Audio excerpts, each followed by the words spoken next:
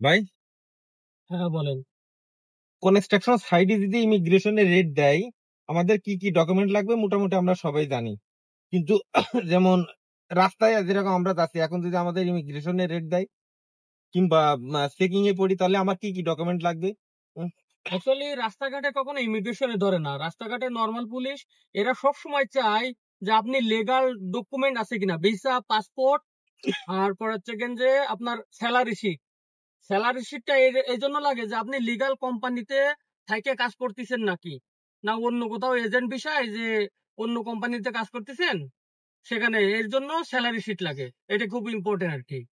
যেমন agent visa বলতে আমরা যেটা বলি সেটা আছে, আমরা একটা নিয়ম নিয়ম বানাই নিয়েছি, কিন্তু আদেও কিন্তু গভর্নমেন্টে এরকম কিন্তু নিয়ম নাই।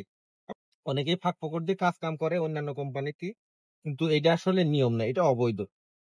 তো হুম। আপনাকে, যে আপনি যে কোম্পানিতে আছেন সেই কোম্পানিতেই কাজ করছেন, ওই কোম্পানি আপনার স্যালারি দিচ্ছে, এটার একটা প্রমাণপত্র লাগবে।